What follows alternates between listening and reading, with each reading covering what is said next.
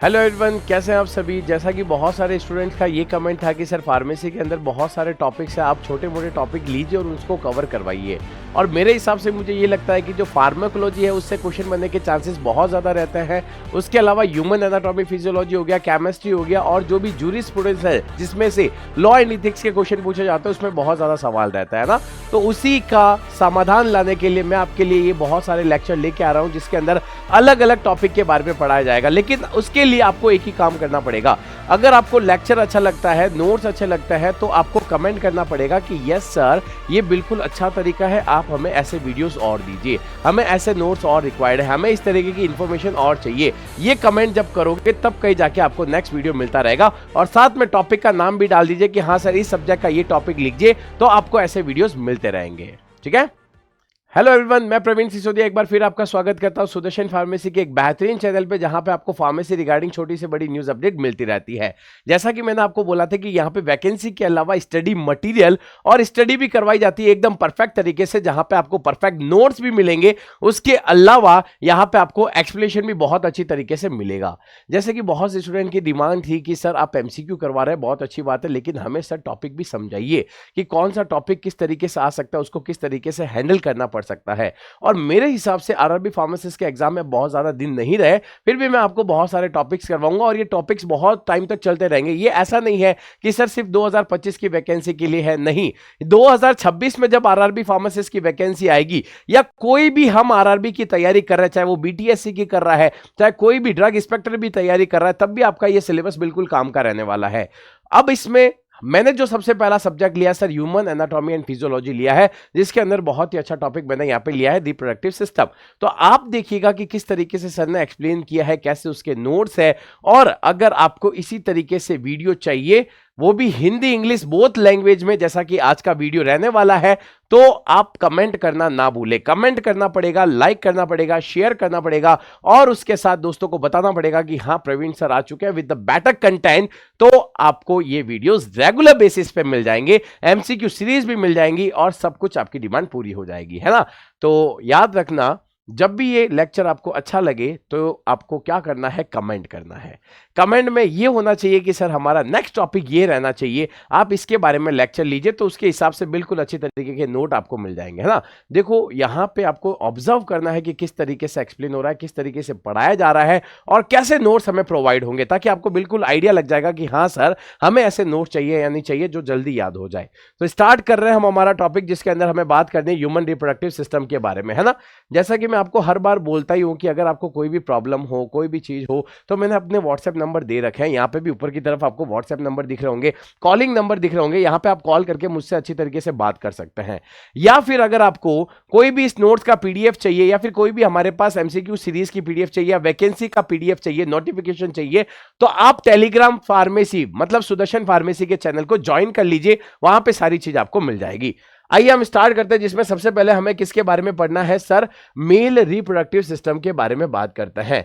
तो याद रखना, हमारे पास दो तरीके के ऑर्गन्स होते हैं। एक हमारे पास होता है सर प्राइमरी सेक्स ऑर्गन, है ना, प्राइमरी सेक्स ऑर्गन होता है, और दूसरा हमारे पास जो होता है सर वो होता है सेकेंडरी सेक्स ऑर्गन, है ना। एक का नाम है प्राइमरी और दूसरे का नाम हमारे पास क्या होता है, सेकेंडरी सेक्स ऑर्गन।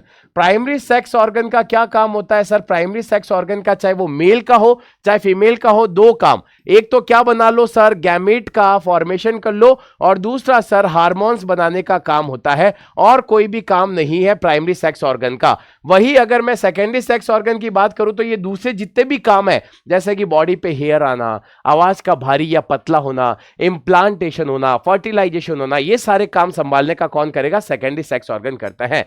अब यहां पे एक चीज देखिए कि सर मेल के पास जो प्राइमरी सेक्स ऑर्गन होता है वो होता है पेयर्ड टेस्टिस, मतलब यहां पे युग्मित वृषण पाए जाते हैं। मतलब कितने वृषण होंगे सर, दो होंगे। पेयर्ड टेस्टिस यहां पे मिलता है, जो कि प्राइमरी सेक्स ऑर्गन की तरह काम करता है, जो कि स्पर्म और एंड्रोजन टेस्टोस्टेरोन बनाने का काम करता है। हिंदी में भी लिख रखा है कि यह प्राथमिक यौन अंग होता है, जो कि शुक्राणु और एंड्रोजन जैसे कि टेस्टोस्टेरोन का उत्पादन करता है। उसके अलावा अगर यहां पे मैं एसेसरी डक्ट की बात करूं सर, कौन कौन सी एसेसरी डक्ट है या फिर सहायक नलिकाएं हैं वो भी मेल रिप्रोडक्टिव सिस्टम में, तो देखिए रेटेटेस्टिस, वासा इफ्रेंशिया, एपिडिडाइमिस वासा डिफरेंस, इजैक्यूलेटरी डक्ट जिसे स्खलन वाहिनी भी बोला जाता है। और उसके अलावा एक और इंपॉर्टेंट बताऊं जिसे हम क्या बोलते हैं, यूरेथ्रा भी यहां पे आएगा, और यूरेथ्रा का सर दूसरा नाम क्या होता है एक बार वो भी बता दीजिए सर। उसका दूसरा नाम होता है यूरिनो जेनाइटल डक्ट। सर इसका मतलब क्या हुआ, इसका मतलब एक ऐसी कॉमन डक्ट जहां से सर यूरिन भी निकलता है और वहां से सर स्पर्म मतलब सीमन भी निकलता है। तो मतलब एक ऐसी डक्ट जहां से यूरिन भी निकले सीमन भी निकले, उसे क्या बोला जाता है, यूरिनो जेनाइटल डक्ट या फिर उसे यूरेथ्रा बोला जाता है। तो यहां पे आपको अच्छी तरीके से डक्ट के बारे में पता चल गया होगा। सर डक्ट का काम क्या होता है, डक्ट का काम यहाँ पे मेनली एक ही होता है कि सर जो भी स्पर्म बना उसको बॉडी से बाहर भेजना, मतलब ट्रांसपोर्टेशन का काम होता है। तो डक्ट का काम या फिर सहायक नलिकाओं का काम होता है ट्रांसफर करना। अब देखिए, अब यहां पे सर हम बात करते हैं सर मेल एसेसरी ग्लैंड्स की। तो ग्लैंड्स में प्रोस्टेट सिंगल होती है, सेमिनल वेसिकल डबल होती है, और बल्बो यूरेथ्रल ग्लैंड जिसका दूसरा नाम काउपर ग्लैंड है वो कैसी होती है सर, डबल होती है। यहां पे सहायक ग्रंथियां कौन कौन सी है सर, प्रोस्टेट एक है, वीर्य पुटिकाएं दो है, और बल्बो मूत्र मार्ग ग्रंथियां या फिर काउपर ग्रंथियां कितनी होती है सर, दो होती है। सबका नाम मैंने यहाँ पे अच्छी तरीके से बता दिया। और इन्हीं ग्रंथियों में से जो सिक्रीशन निकलता है उसे हम क्या बोलते हैं, सीमन। क्या बोलते हैं उसे, सीमन। तो सीमन क्या उसे क्या बोलते हैं, सेमिनल प्लाज्मा। इन्हीं से जो चीज निकलती है उसे क्या बोलते हैं, सेमिनल प्लाज्मा। और सेमिनल प्लाज्मा में अगर आप क्या जोड़ दे, शुक्राणु स्पर्म जोड़ दे, तो जो चीज बनेगी उसे क्या बोलते हैं सर, उसे बोलते हैं सीमन। उसे क्या बोलते हैं, सीमन। जो एक मेल होता है, मतलब एक पुरुष होता है, जो एक बार में कितना सीमन निकालता है सर, वो एक बार में सीमन निकालता है 2 से 3 ml सीमन निकालता है। सर 1 ml में कितने शुक्राणु होते हैं, कितने स्पर्म्स होते हैं सर, 1 ml में 100 मिलियन, इतने सारे स्पर्म होते हैं। 1 मिलियन में 10 लाख होते हैं, तो 100 मिलियन की यहां पे बात की तो आप देख लीजिए। तो जब एक बार इजैक्यूलेशन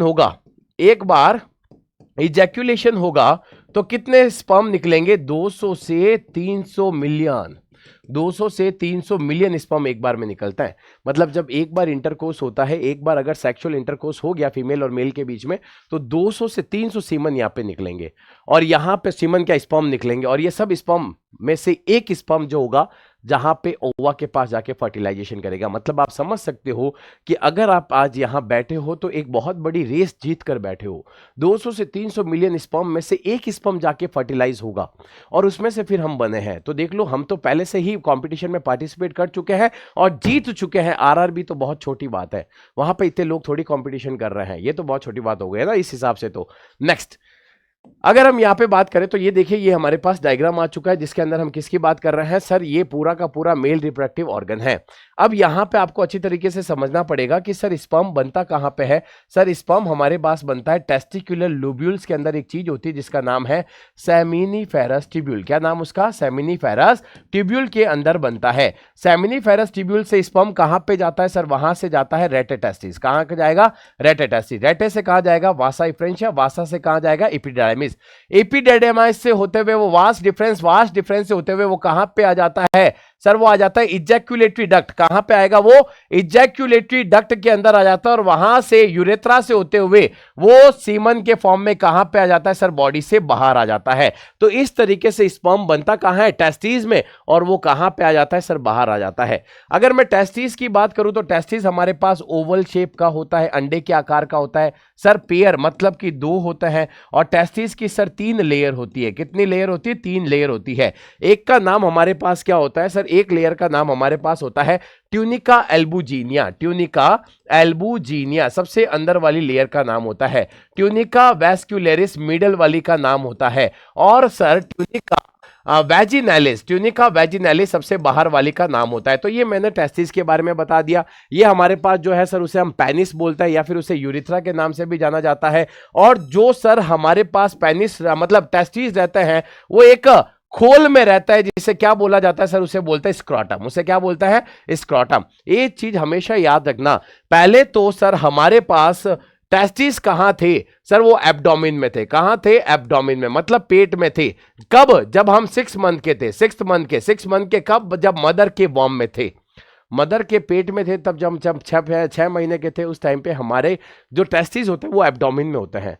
फिर उसके बाद जब 7 मंथ की प्रेगनेंसी होती है तो ये टेस्टिस कहां पे आ जाती है सर? ये टेस्टिस हमारे एक बैग में, एक पाउच में, जिसको हम क्या बोलते हैं, स्क्रोटम, वहां पे आ जाती है। सर क्यों टेस्टिस वहां पे क्यों रहते हैं? तो याद रखना, soon after the birth, birth के 8 मंथ में, प्रेगनेंसी के बाद टेस्टिस कहां चले जाते हैं? स्क्रोटम में, क्योंकि वहां पे टेम्परेचर थोड़ा सा क्या मिलता है सर? कम मिलता है। टेम्परेचर वहां पे थोड़ा सा क्या मिलता है? कम मिलता है। तो याद रखना, जन्म के तुरंत बाद गर्भावस्था के 8वें महीने में वृषण अंडकोश से उतरकर अंडकोश के कम तापमान समुचित कार्य को शुक्राणु सेमिनल प्लाज्मा, है ना। तो यहां पे देखिएगा कि सर हमारे पास जो टेस्टिस था, वो हमारे पास टेस्टिस कहां पे रहता था पहले सर? वो टेस्टिस रहते थे एब्डोमेन में। फिर वो टेस्टिस सर कहां पे आ गया सर? एक बैग में, जिसे हम क्या बोलते हैं? स्क्रोटम। स्क्रोटम के अंदर आ चुका है। अब स्क्रोटम में क्यों आया? क्योंकि सर वहां पे थोड़ा सा तापमान या टेम्परेचर क्या होता है सर? कम होता है। वहां पे तापमान थोड़ा सा क्या होता है सर? कम होता है। कितना कम होता है? 2 से 2.5 डिग्री सेल्सियस वहां पे थोड़ा सा कम होता है। सर क्यों चाहिए इतना कम तापमान? क्योंकि सर आसानी से क्या हो जाए? स्पर्मेटोजेनेसिस हो जाए। क्या हो जाए? स्पर्मेटोजेनेसिस हो जाए। स्पर्मेटोजेनेसिस का मतलब क्या होता है सर? स्पर्म का फॉर्मेशन हो जाए। किसका फॉर्मेशन हो जाए? स्पर्म का फॉर्मेशन हो जाए। इसीलिए हम क्या करवाते हैं सर? उसे स्क्रोटम में रखते हैं ताकि वहां पे तापमान थोड़ा सा क्या मिले? कम मिले, ताकि स्पर्म का फॉर्मेशन आसानी से हो जाए। अभी भी अगर कोई वीडियो ये देख रहा होगा तो बहुत जने ऐसे करते हैं कि अपने लैपटॉप को क्या करके बैठता है सर? अपने मेल रिप्रोडक्टिव ऑर्गन पे लेके बैठता है, अपने गोदी में लेके बैठता है। तो ऐसा नहीं करना है। अगर ऐसा करोगे तो लैपटॉप से जो हीट आती है उसकी वजह से आपके स्क्रोटम का टेम्परेचर बढ़ जाएगा। उससे आपकी बॉडी में स्पर्मेटोजेनेसिस क्या हो सकता है? रुक सकता है। ये चीजें ध्यान रखना। तो ये चीज आपको पता होनी चाहिए। अब यहां पे देखिए सर, 3 तरीके की हमारे पास ग्लैंड्स होती है। आपने अभी डिस्कस किया था। एक का नाम होता है सेमिनल वेसिकल, दूसरा हमारे पास होती है सर प्रोस्टेट, और तीसरा हमारे पास होती है बल्बोयूरेथ्रल, जिसका दूसरा नाम होता है काउपर्स ग्लैंड, है ना। सेमिनल वेसिकल सबसे ज्यादा पार्ट होता है, 60 to 70%, है ना। प्रोस्टेट ग्लैंड का थोड़ा सा कम होता है, 20 से 25 होता है, और बल्बोयूरेथ्रल ग्लैंड का सिर्फ 10 से 15% पार्ट होता है सीमन का। ये जो सेमिनल वेसिकल, उसमें क्या क्या पाया जाता है सर? उसके अंदर होता है प्रोस्टाग्लैंडिन होता है। उसके अलावा सर उसके अंदर और क्या होता है सर? उसके अंदर फ्रक्टोज पाई जाती है। और इसी फ्रक्टोज का यूज हम कहां पे करते हैं? रेप टेस्ट में करते हैं। अगर किसी फीमेल का रेप हुआ है तो रेप के बाद उसकी वेजाइना में अगर फ्रक्टोज मिलता है तो इसका मतलब हाँ, वो फीमेल सही बोल रही है, उसका रेप हुआ है, ऐसे पहचाना जाता है। उसके अलावा सर प्रोस्टेट ग्लैंड का जो सिक्रेशन होता है उसके पास होता है डीक्लोटिंग एंजाइम उसके पास पाया जाता है। ये चीज ध्यान रखना। और सर जो हमारे पास बल्बोयूरेथ्रल ग्लैंड है उसका एक ही काम होता है, क्या करवाना सर? ल्यूब्रिकेशन प्रोवाइड करवाना। ल्यूब्रिकेशन का मतलब क्या होता है कि सर जब हम सेक्सुअल इंटरकोर्स करते हैं, मतलब सेक्स करते हैं, तो पेनिस को जो ल्यूब्रिकेशन प्रोवाइड करवाता है तो वो कौन करवाता है? बल्बोयूरेथ्रल ग्लैंड या फिर आपकी जो काउपर ग्लैंड्स है वो प्रोवाइड करवाती है। तो यहां तक आपको अच्छी तरीके से समझ आ गया होगा। पूरा का पूरा प्रोसेस मैंने आपको अच्छी तरीके से यहां पे क्लियर कर दिया है कि क्या किस ग्लैंड का काम होता है, किस तरीके से वो फंक्शन करती है, वो सब चीजें मैंने यहां पे आपको बता दी है। कभी कभी ऐसा भी होता है कि किसी मेल के टेस्टिस स्क्रोटम में नहीं आ पाते, तो सर उसका क्या होगा सर? अगर उसके स्क्रोटम में टेस्टिस नहीं आएंगे तो इसका मतलब एक ही है कि उसमें कभी भी स्पर्मेटोजेनेसिस नहीं हो सकती। वो मेल कैसा होगा? स्टेराइल, कभी भी वो बच्चा पैदा नहीं कर पाएगा। उसे बोलते हैं क्रिप्टोकाइरोडिज्म। उसे क्या बोलते हैं सर? एक बीमारी है, उसका नाम है क्रिप्टोकाइरोडिज्म। मतलब उसके टेस्टिस कहां नहीं है? स्क्रोटम में नहीं है, स्क्रोटम में नहीं है, स्क्रोटम में नहीं है। तो इसका मतलब क्या हुआ सर? वो मेल कैसा होगा सर? स्टेराइल होगा। ये चीज भी आप यहां पे अच्छी तरीके से समझ लेना। अब हम यहां पे बात करते हैं सर नेक्स्ट अगर हम यहां पे बात करें तो एक चीज यहां पे अच्छी तरीके से देखना, सून आफ्टर द बर्थ और the 8th month of pregnancy testis descend into the scrotum. ये चीज हमें पता है क्योंकि वहां पे थोड़ा सा तापमान क्या मिलता है सर? कम मिलता है। सेमिनल प्लाज्मा और स्पर्म आपस में मिलकर क्या बनाते हैं? सीमन। सेमिनल प्लाज्मा और शुक्राणु आपस में मिलकर क्या बनाते हैं? वीर्य। और जो वीर्य होता है वो कितना प्रतिशत होता है? मतलब वीर्य 100% है। उसमें याद रखना स्पर्म कितने मिलियन होता है, मतलब कितना इजैकुलेट होता है? 1 से 2 ml होता है, या 2 से 3 ml के आसपास ये रिलीज होता है। 1 ml में कितने स्पर्म होते हैं सर? 100 मिलियन स्पर्म यहाँ पे हमें दिखते हैं। जो वीर्य होता है या सीमन होता है सर, उसका पीएच कितना होगा? तो उसका पीएच होता है एल्केलाइन। कैसा होता है? एल्केलाइन। ज्यादा एल्केलाइन नहीं है, 7.2 से लेकर 7.4 के आसपास तक ही होता है, इससे ज्यादा एल्कलाइन नहीं होगा। क्यों सर? क्योंकि वेजाइना का पीएच होता है एसिडिक, इसीलिए यहां पे जो सीमन है उसका पीएच कैसा होगा सर? एल्कलाइन होगा, जिसका पीएच 7.2 से 7.4 होगा, इससे ज्यादा नहीं जा पाएगा। ठीक है, तो मेल के बारे में आपको अच्छी तरीके से पता चल गया। उसके बारे में मैं और भी बता सकता हूं कि मेल के अंदर इजैक्युलेटरी डक्ट भी होती है, इजैक्युलेशन वहीं से ही होता है। मेल के अंदर इरेक्टाइल टिश्यू होता है, जिसकी वजह से मेल का जो पेनिस है वो इरेक्ट खड़ा हो जाता है ना। क्यों? क्योंकि उसके पास इरेक्टाइल टिश्यू है जिसका नाम है कॉर्पोरा कैवर्नोसा और कॉर्पोरा स्पॉन्जियोसम। एक डबल होता है, एक सिंगल होता है, ये भी चीज याद रखना। उसके अलावा वहां पे डॉटोज मसल्स होती है, क्रीमास्टर मसल होती है। डॉटोज मसल, क्रीमास्टर मसल हमेशा टेस्टिस में रिलैक्स होगी तो तापमान को बढ़ाएगी, और डॉटोस मसल, क्रीमास्टर मसल हमेशा कॉन्ट्रैक्ट करेगी तो टेम्परेचर वहां पे कम होगा। ये पूरा का पूरा डाटा मेरे पास लिखा पड़ा है जो मैं आपको बता सकता हूं यहां पे। ठीक है, ये सब चीजें मैंने यहां पे आपको अच्छी तरीके से डिस्कस कर दी। अब सर हम किसके बारे में बात करेंगे? फीमेल रिप्रोडक्टिव सिस्टम के बारे में।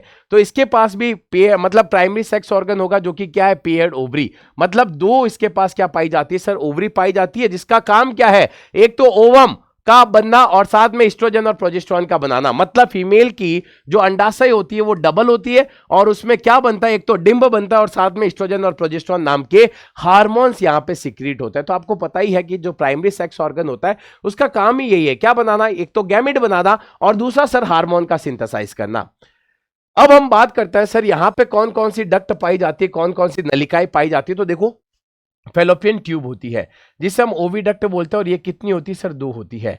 उसके 3 पार्ट होते हैं, इनफंडिबुलम, एम्प्यूला और स्थमस, है ना। तो यहां देखिए अंडवाहिनी होती है, कितनी होती है सर? 2 होती है, इनफंडिबुलम, एम्प्यूला और स्थमस। और यहां पे एक चीज ध्यान रखना, एम्प्यूला क्या होता है सर? एम्प्यूला होता है साइट ऑफ फर्टिलाइजेशन। जहां पे फर्टिलाइजेशन होता है उसे क्या बोलता है? एम्प्यूला। यहीं पे ही हमारा फर्टिलाइजेशन होता है, यहीं पे ही अंडा और शुक्राणु आपस में मिलते हैं। स्पर्म और एग आपस में मिलने वाली लोकेशन कौन सी? एम्प्यूला। उसके अलावा सर एम्प्यूला कैसा ऑर्गन होता है? वाइडर, मतलब थोड़ा सा चौड़ा पार्ट होता है। और उसके अलावा सर हमें यहां पे क्या देखने को मिलती है सर? यहां पे हमें मिलती है finger like projection. Finger like projection, क्या नाम है सर उसका? सर उसका नाम है फिमरे। क्या नाम उसका?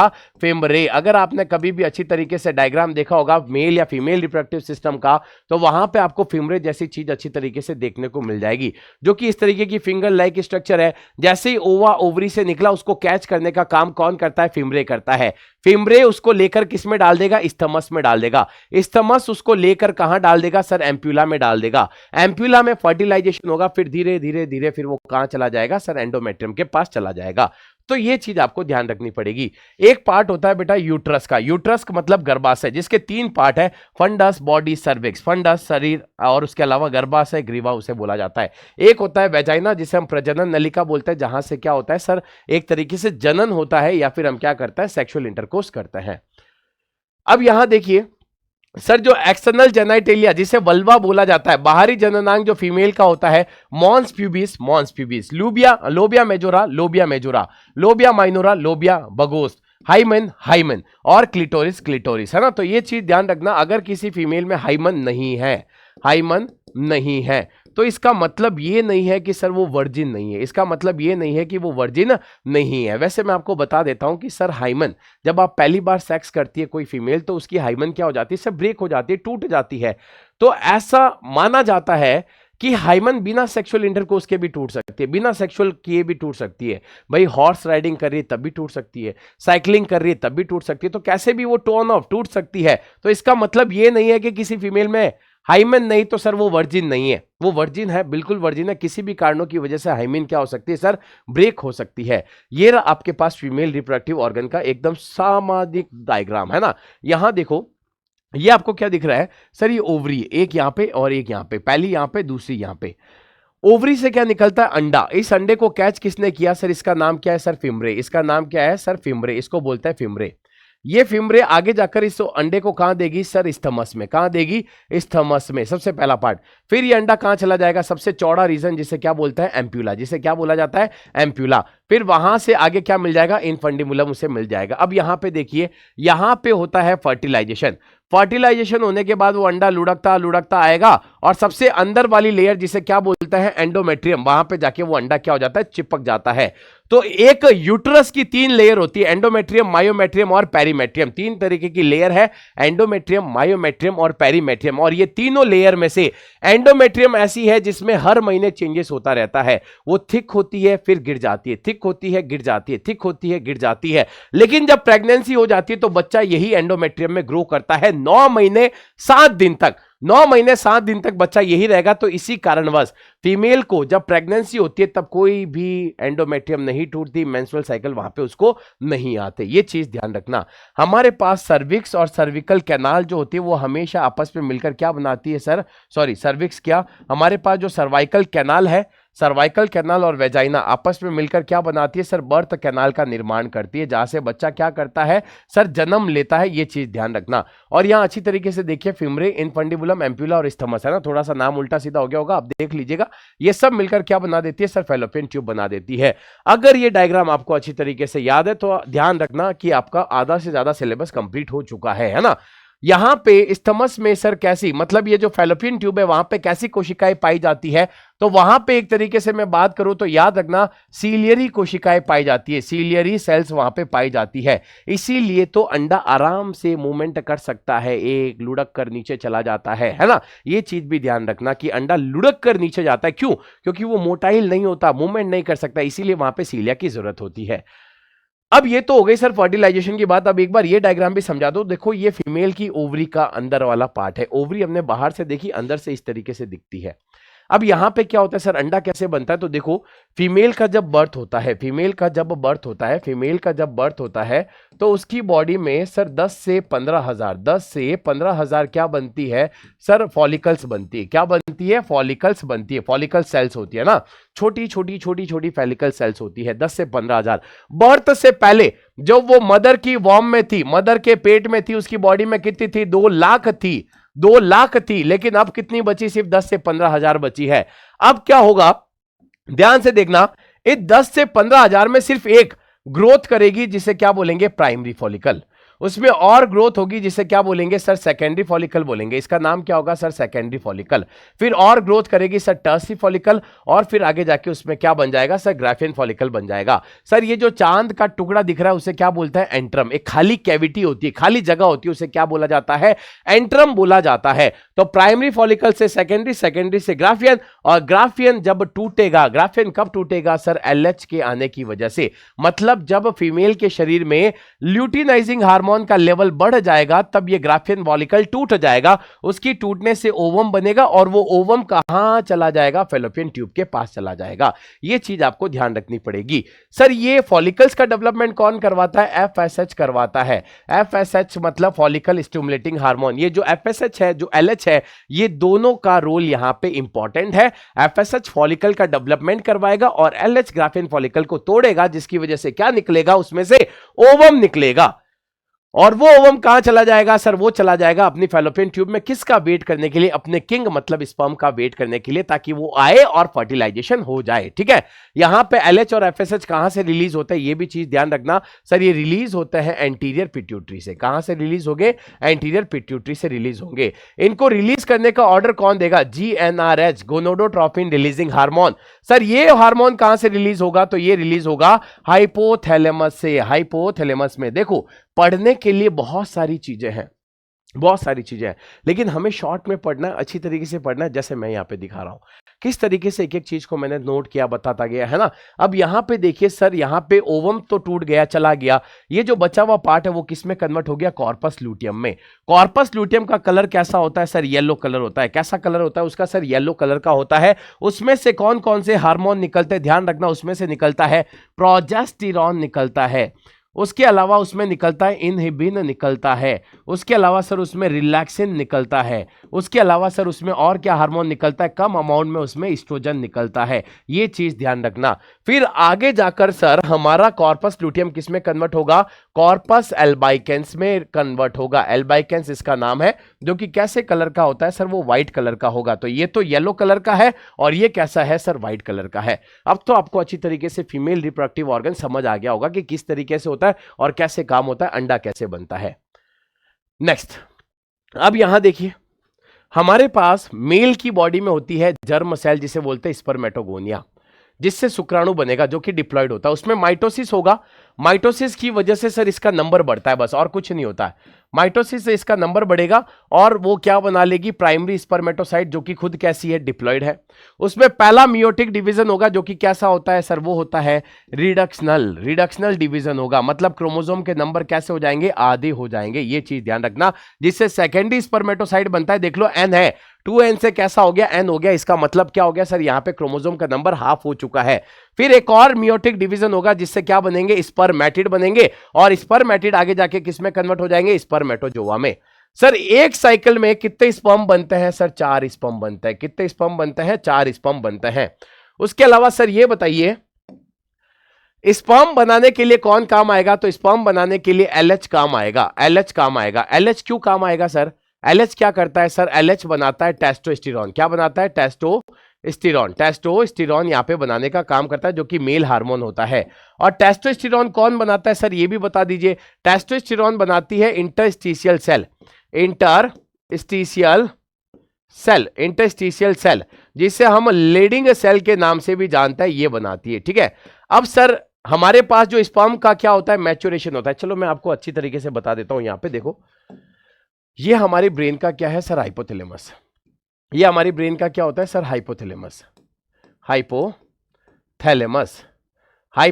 क्या करता है सर, वो ऑर्डर देता है, रिलीज करता है क्या, GnRH किसको ऑर्डर देगा, एंटीरियर पिट्यूटरी को, है ना, एंटीरियर पिट्यूटरी को। क्या बोलेगा, जल्दी से क्या रिलीज कर दे, LH जाकर किस पे काम करेगा सर, वो काम करेगा लीडिंग सेल पे। किस पे काम करेगा, लीडिंग सेल पे, जिसका दूसरा नाम इंटरस्टिशियल सेल भी है। और ये लीडिंग सेल क्या बना देगी सर, टेस्टोस्टेरोन बना देगी। टेस्टोस्टेरोन नाम का हार्मोन बना देगी, जो कि मेल में बनता है। और ये टेस्टोस्टेरोन क्या करेगा सर, ये सीधा करवाएगा स्पर्मेटोजेनेसिस। स्पर्मेटोजेनेसिस का मतलब क्या होता है सर, उसका मतलब होता है स्पर्मेटोगोनिया से क्या बनना, स्पर्मेटिड बनना। क्या बनना, स्पर्मेटिड बनना। मतलब डिप्लॉयड से क्या बनना, हैप्लॉयड स्ट्रक्चर बनना। क्या ये सर मैच्योर स्पर्म है क्या, ये अभी मैच्योर स्पर्म नहीं है। मैच्योर कब होगा, वापस हाइपोथैलेमस एक चीज बोलेगा, क्या रिलीज कर दे, GnRH किसको ऑर्डर देगा, एंटीरियर पिट्यूटरी को। क्या रिलीज करने के लिए इस बार, FSH किसकी सेल पे काम करेंगे सर, ये सर्टोली सेल पे काम करेंगे। और सर्टोली सेल कैसी होती है सर, इलॉन्गेटेड सेल होती है। कैसी सेल होती है, इलॉन्गेटेड, लंबी लंबी सेल होती है, जिसका दूसरा नाम नर्स सेल भी है, या फिर उसे हम क्या बोलते हैं, सस्टेंटाक्यूलर सेल भी इसे बोला जाता है। और ये सेल क्या करती है सर, ये सेल रिलीज करती है कुछ एक तरीके से कुछ फैक्टर रिलीज करती है, मैच्योरेशन फैक्टर, जिसका नाम क्या है, मैच्योरेशन फैक्टर। और ये मैच्योरेशन फैक्टर क्या करते हैं सर, स्पर्मेटिड को किस में कन्वर्ट कर देंगे सर, स्पर्म में। और स्पर्म का दूसरा नाम होता है स्पर्मेटोजोआ। स्पर्मेटोजोआ में ये क्या कर देते हैं, कन्वर्ट कर देते हैं, जो कि क्या होता है सर, हैप्लॉइड होता है। इस तरीके से मैच्योरेशन फैक्टर यहां पे आके क्या करेंगे सर, काम करेंगे, है ना।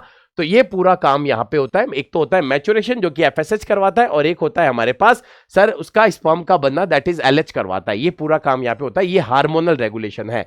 ये कैसा रेगुलेशन है सर, ये रेगुलेशन हमारे पास है हार्मोनल रेगुलेशन। कैसा रेगुलेशन है सर, हार्मोनल रेगुलेशन है, जिसके बारे में मैंने आपको यहां पे अच्छी तरीके से बता दिया है। ये आपको पता होना चाहिए, तब कहीं जाके आपका पूरा फंडा यहां पे क्लियर हो जाएगा कि सर स्पर्मेटोजेनेसिस किस तरीके से चलती है। और सर मैच्योरेशन को क्या बोलते हैं, मैच्योरेशन को बोलते हैं स्पर्मियोजेनेसिस, या फिर उसे बोलते हैं स्पर्मेटेलियोसिस। ये दोनों नाम इसी के ही होते हैं। मैच्योरेशन को इसको बोलते हैं ना।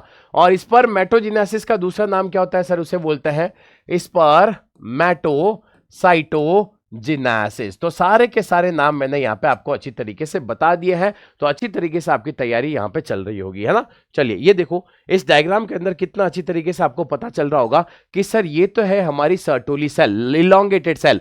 और ये देखो प्राइमरी स्पर्मेटोसाइट है, जो कि कैसी होती है सर, डिप्लॉयड होती है। वो आगे जाके किस में कन्वर्ट हुई सर, सेकेंडरी स्पर्मेटोसाइट, जो कि कैसी होती है, हैप्लॉयड। उससे क्या बना, स्पर्मेटिड, जो कि मैच्योर नहीं है। और वो किसके अंदर मुंह डाल के बैठा है, सर्टोली सेल में। किसमें मुंह डाल के बैठा, सर्टोली सेल में, ताकि क्या हो जाए, उसे न्यूट्रिशन मिल जाए। जैसे ही न्यूट्रिशन मिलेगा वो किस में कन्वर्ट हो जाएगा, स्पर्म में या फिर स्पर्मेटोजोआ में कन्वर्ट हो जाएगा। और नीचे वाला क्या है सर, ये स्पर्मेटोगोनियम है, ये नीचे वाला क्या है, स्पर्मेटोगोनियम है। इस तरीके से कभी अगर आपने समझा है तो मुझे जरूर बताइएगा कि हाँ सर हमने समझ रखा है इस तरीके से, या फिर आपको समझाने का मेथड मेरा अच्छा लगा तो कमेंट करके जरूर अप्रिशिएट कीजिएगा, क्योंकि एक टीचर की मेहनत यही है, या फिर उसे मोटिवेशन तभी मिलता है जब एक बच्चे का कमेंट आता है, क्योंकि हम पूरी तरीके से आपके ऊपर डिपेंड होता है। आपका कमेंट अच्छा है तो इसका मतलब सर हम सही तरीके से पढ़ा रहे हैं। आप अगर सोच रहे हो कि नहीं सर ये सही नहीं बता रहे, तो फिर आपके हिसाब से हम हमारा वीडियो बनाते हैं ना। तो एक चीज ध्यान रखना, यहां पे कमेंट बहुत ज्यादा इंपॉर्टेंट होते हैं हमारे लिए। नेक्स्ट, अब यहां पे देखिए सर एक स्पर्म का स्ट्रक्चर कैसा होता है। तो देखो स्पर्म की बॉडी में 3 पार्ट होता है। सबसे पहला क्या होता है सर, हेड। दूसरा क्या पार्ट होता है सर, मिडल पीस। और तीसरे वाले को हम क्या बोलते हैं सर, टेल बोलते हैं। हेड में उसका एक्रोसोम सर वाला, जिसमें बहुत सारे क्या होते हैं सर, बहुत सारे एंजाइम्स प्रेजेंट होते हैं। कौन कौन सा एंजाइम्स होता है यहाँ पे, तो ध्यान रखना यहाँ पे बहुत सारे एंजाइम्स होता है, जैसे कि हमारे पास जोनालाइसिन। कौन सा एंजाइम है, जोनालाइसिन। उसके अलावा कोरोना पेनिट्रेटिंग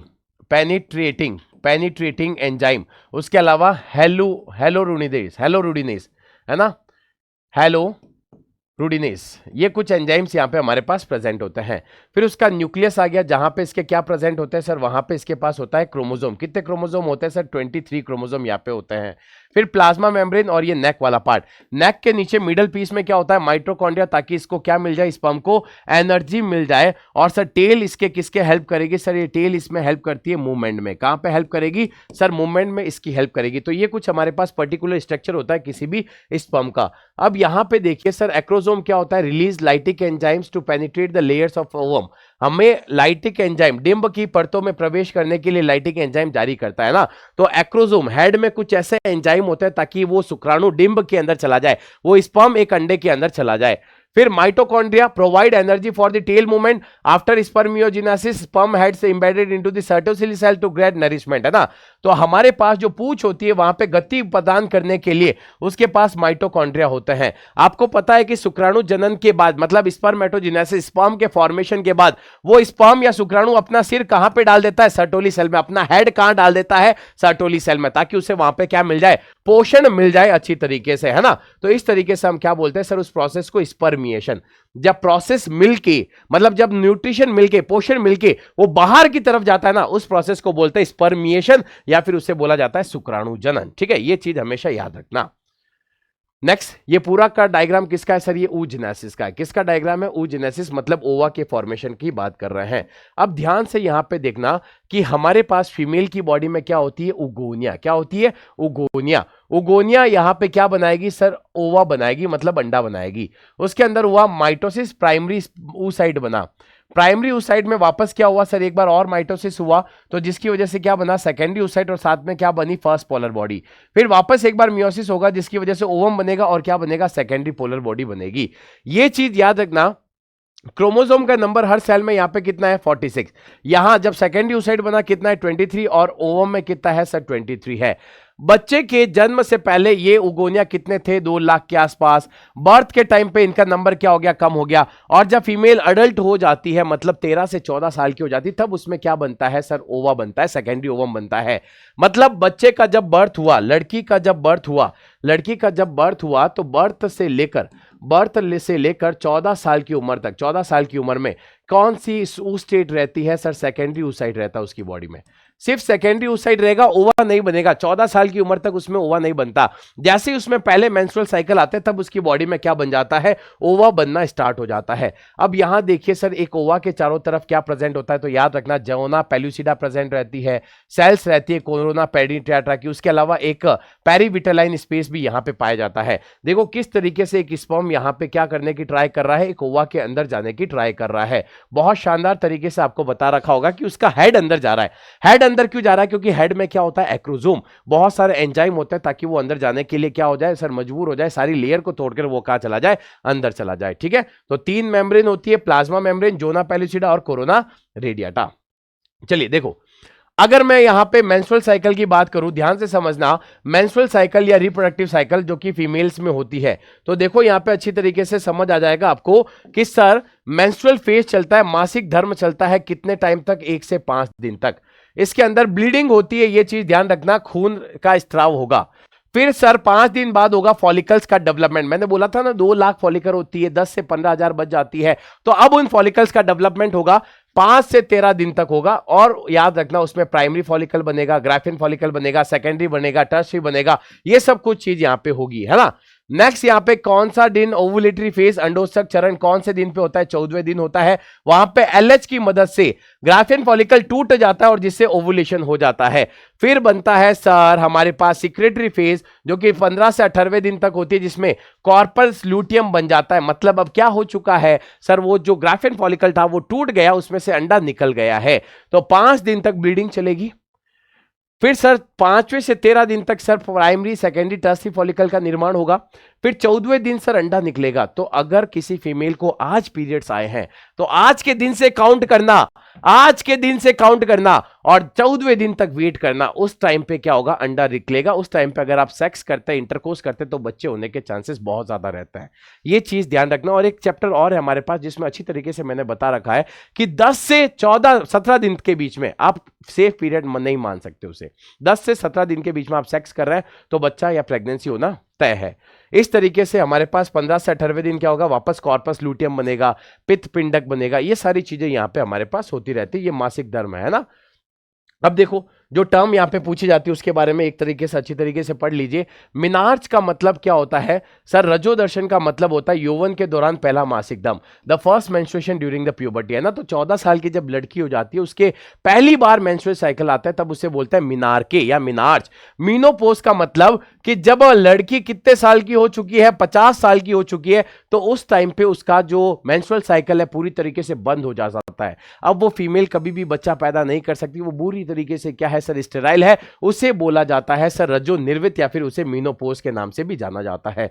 अब यहां देखिए अच्छी तरीके से, ये तो ओवरी के अंदर जो हो रहा है वो मूवमेंट, और साथ में यहां पे हमारे पास फॉलिकल्स के बारे में भी, एंडोमेट्रियम के बारे में। देखो स्टार्टिंग में क्या था सर, स्टार्टिंग में क्या था हमारे पास, एस्ट्रोजन का लेवल देखो, एस्ट्रोजन बहुत ज्यादा था। एस्ट्रोजन ज्यादा था तो एस्ट्रोजन ज्यादा होने की वजह से फॉलिकल्स बने, primary follicle, secondary follicle, graphene follicle बना, ठीक है। इतनी सारी चीजें बन गई।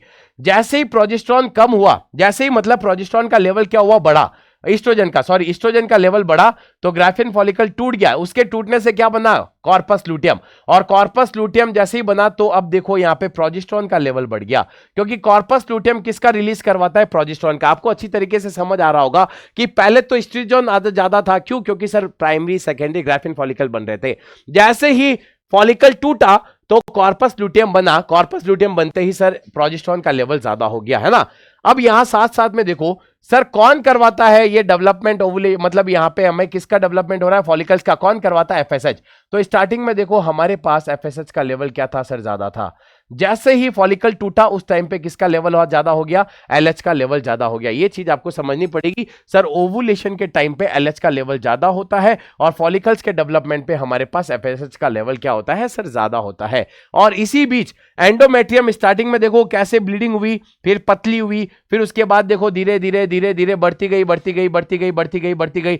जैसे ही पूरा साइकिल होगा वापस ब्लीडिंग होना स्टार्ट हो जाएगा। ये मेंस्ट्रुएशन फेज 5 दिन तक चलेंगे, फिर फॉलिकुलर, फिर ल्यूट्रल, और फिर क्या आ जाएगी, नेक्स्ट साइकिल यहां पे आगे स्टार्ट हो जाएगी। ये डायग्राम थोड़ा सा हमारे पास इंपॉर्टेंट था।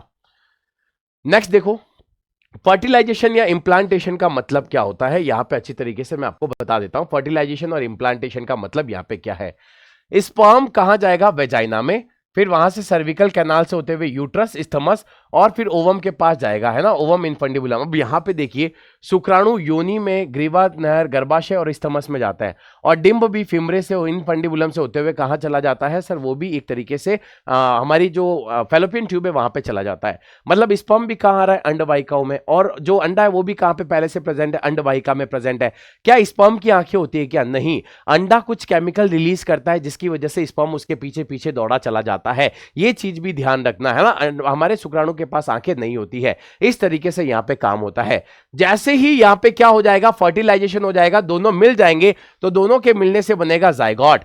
जाइगोट में विदलन होगा, क्लीवेज होगा, जिससे 8 और 16 सेल का क्या बनेगा सर, हमारे पास कुछ स्ट्रक्चर बनेंगे। यहां पे कोशिका को हम ब्लास्टोमियर बोलते हैं और जिसको हम पोरुला बोलते हैं। 8 और 16 ब्लास्टोमियर मतलब कोशिकाओं वाला एक संरचना बनेगी जिसे मोरुला बोलते हैं, और फिर बनेगा 32 सेल वाला 32 ब्लास्टोमियर वाला एक ब्लास्टोसिस्ट, है ना। और वो ब्लास्टोसिस्ट आगे जाके किस में कन्वर्ट होगा, भ्रूण में कन्वर्ट होगा। तो जब भी फर्टिलाइजेशन होगा तो एम्पुलरी रीजन में होगा, और वहां पे कौन से बनेगा सर, जाइगोट बनेगा। ये भी चीज यहां पे ध्यान रखिए। नेक्स्ट, जो हमारे पास ब्लास्टोसिस्ट होता है वो इनर सेल मास उसके पास प्रेजेंट होता है। मतलब सर यहां पे अंदर वाला पार्ट क्या है सर, ये है inner cell mass, that is the inner cell mass. ये इनर सेल मास है ए। और बी क्या है सर, उसके बाहर की जो लेयर होती है उसे क्या बोलते हैं, ट्रोफोब्लास्ट बोला जाता है। ये चीज भी आपको ध्यान रखनी पड़ेगी। सर एक ब्लास्टोसिस्ट के अंदर की तरफ होता है इनर सेल मास, उसे आंतरिक कोशिका द्रव्यमान बोलते हैं, जिससे भ्रूण बनेगा। अगर गलती से ये सेल मास हिल गया, एक भी सेल कोशिका इधर उधर हो गई, तो याद रखना ये तो बच्चे बनेगा ही बनेगा, लेकिन वो कोशिका से भी एक नया बच्चा बन जाएगा, और उसकी वजह से एक जाइगोट से 2 ट्विंस बनते हैं। ये भी ध्यान रखना, जिसे हम मोनोजाइगोटिक ट्विंस बोलते हैं। बिल्कुल सेम होता है वो। अगर एक भी कोशिका हिलकर कहीं और जगह चली गई तो याद रखना ये तो बच्चा बनेगा ही बनेगा, वो कोशिका भी एक नया बच्चा बना देगी। इस तरीके से होता है मोनोजाइगोटिक ट्विंस, एक जाइगोट से 2 बच्चे होना। ठीक है। ट्रोफोब्लास्ट सबसे बाहर वाली लेयर होती है जो कि इनर सेल मास को क्या देती है, नरिशमेंट देती है, और वो एंडोमेट्रियम से अटैचमेंट में क्या करेगी, हेल्प करेगी। फिर ब्लास्टोसिस्ट जैसे ही एंडोमेट्रियम में जाता है तो इसको हम क्या बोलते हैं, इंप्लांटेशन। मतलब कि जब ये हमारा ब्लास्टोसिस्ट एंडोमेट्रियम के अंदर जाएगा, घुस जाएगा उसके अंदर, तब उसे क्या बोलेंगे सर, हम बोलेंगे उसे एक तरीके से इंप्लांटेशन, या फिर उसे बोला जाता है प्रत्यारोपण। उस टाइम पे भी हल्की सी ब्लीडिंग होती है, बहुत ही हल्की सी ब्लीडिंग होती है, जिसे हम क्या बोलते हैं, इंप्लांटेशन ब्लीडिंग बोलते हैं। प्रत्यारोपण रक्तस्राव उसे बोला जाता है, इंप्लांटेशन ब्लीडिंग, है ना। वो बहुत ही ज्यादा लाइट होगी, हल्की सी होगी, उसका कलर थोड़ा सा पिंकिश होगा, और वहां पे हमें कोई भी पेन नहीं होगा, मतलब फीमेल को कोई भी पेन नहीं होता, और वो सिर्फ 2 दिन तक रहेगी ज्यादातर, उससे ज्यादा नहीं चलेगी। तो मेन ब्लीडिंग में और इस ब्लीडिंग में थोड़ा सा फर्क होता है, और ये और वो दोनों आने का टाइम बिल्कुल सेम है। मेंस्ट्रुअल साइकिल के आने का टाइम और इसका होने का टाइम बिल्कुल सेम है।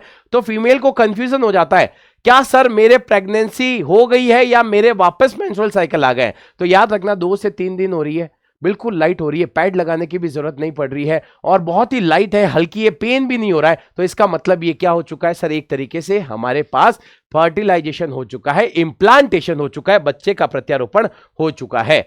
अब यहां देखिए, यही तो होता है हमारे पास। ये था जाइगोट, ये सबसे पहला वाला क्या है सर, जाइगोट। जाइगोट में क्या हुआ, सॉरी जाइगोट क्या, एग। ये जाइगोट नहीं है, ये हमारे पास क्या है सर, एग है। ये हमारे पास क्या है सर, एग है। ये हमारे पास एग है। जैसे इसमें फर्टिलाइजेशन हुआ, ये आपको क्या शो कर रहा है, फर्टिलाइजेशन यहाँ पे शो कर रहा है। फर्टिलाइजेशन के बाद ये क्या बनेगा सर, जाइगोट बनेगा। लेकिन इसमें कितनी कोशिकाएं दिख रही है सर, 2 सेल दिख रही है। 2 से कितनी बनेगी सर, 4 सेल बनेगी। 4 से कितनी सेल बनेगी सर, 8 सेल बनेगी। 8 और 16 सेल वाले को हम क्या बोलते हैं सर, मोरुला बोला जाता है। फिर ये आगे जाकर किसमें कन्वर्ट होगा सर, ब्लास्टोसिस्ट में कन्वर्ट होगा, जिसमें अंदर वाला क्या है, इनर सेल मास होता है। और ये हमारे पास कौन सी होती है सर, ट्रोफोब्लास्ट होती है। और ये ट्रोफोब्लास्ट देखो यहां से चालू हुआ, अंडा, जाइगोट, फिर 2 सेल, 4 सेल, 8 सेल, 32 सेल, ये आकर कहां चिपक गया, एंडोमेट्रियम में चिपक गया। ये ब्लास्टोसिस्ट कहां आके चिपक जाता है, एंडोमेट्रियम में, जिसे हम क्या बोलते हैं, ब्लास्टोसिस्ट बोलते हैं, मतलब एक तरीके से इंप्लांटेशन बोलते हैं।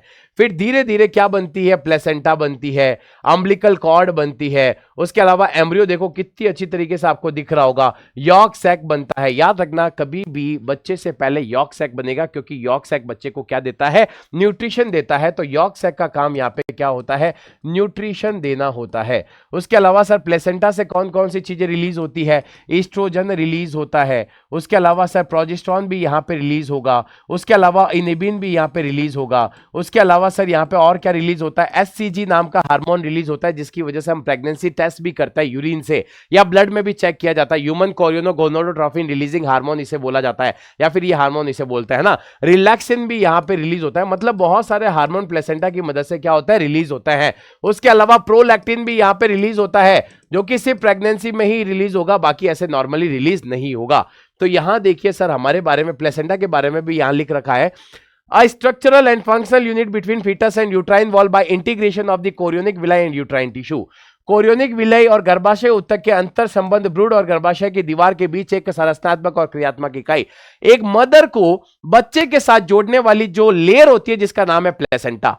मदर से जितना भी वेस्ट है, मदर से जितने भी काम की चीजें बच्चे में जाएगी प्लेसेंटा से, बच्चे में ऑक्सीजन जाएगी मदर से प्लेसेंटा से, बच्चा कार्बन डाइऑक्साइड भेज रहा है प्लेसेंटा से मदर में, बच्चा अपना वेस्ट भेज रहा है एक तरीके से प्लेसेंटा से मदर के अंदर ताकि मदर उसे बाहर भेज दे। कितना अच्छा कनेक्शन बनाया है भगवान ने एक मदर और बच्चे के बीच में। तो आप बताओ कि मदर और बच्चे का कनेक्शन क्यों नहीं होगा, पूरी लाइफ टाइम रहेगा यार। जब बचपन में जब पेट के अंदर था तब से है तो आज भी रहेगा ना।